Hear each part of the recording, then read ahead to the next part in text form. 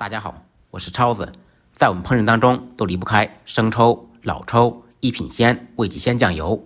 那么您知道这4种酱油有什么区别？在烹饪当中该怎么用吗？今天超子就详细的给大家讲解一下它们的区别和用法，干货满满，建议大家收藏。视频稍微有点长，希望大家耐心看完，看完以后保证您有所收获。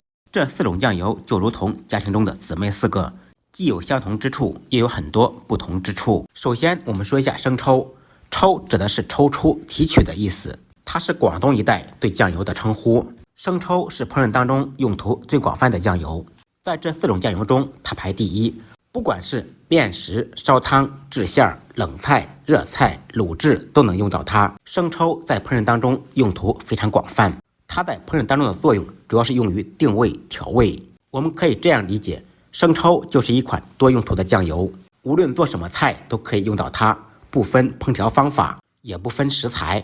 生抽的颜色发红，味道咸鲜适中。接下来我们说第2种老抽。老抽其实就是在酿制酱油的过程中，头道酱油称之为生抽，2道可以称为老抽，也就是提取头道生抽以后所剩的东西里面加了焦糖色，所以老抽相对于生抽来说有点粘稠度。有一点酱香、脂香的味道，回味略带一丝丝的甜。好一点的老抽呈棕红色。老抽在烹饪当中多用于定色增香，使成菜的颜色更加的红亮，做出来的菜看着更加有食欲。尤其是在做红烧菜时，都离不开老抽。在烹饪当中，老抽和生抽搭配一般的比例是1:4，这样做的菜无论是颜色还是味道都会很不错。以上2种我们可以总结一下，生抽用于定味，老抽用于定色。接下来我们说一下味极鲜和一品鲜酱油。这2种酱油就如家庭中的双胞胎。要了解这2种酱油的不同之处，我们必须要明白酱油里面一个关键的指标——氨基酸态氮。因为所有酱油的等级标准都是根据它的含量来划分的，它是酱油香味的重要来源。氨基酸态氮含量越高，香味越浓。从这个指标讲，两者相对比，一品鲜要优于味极鲜，所以一品鲜酱油比味极鲜的口感更加的鲜美。它们的颜色与生抽相对比稍微深一点，稍微发黑。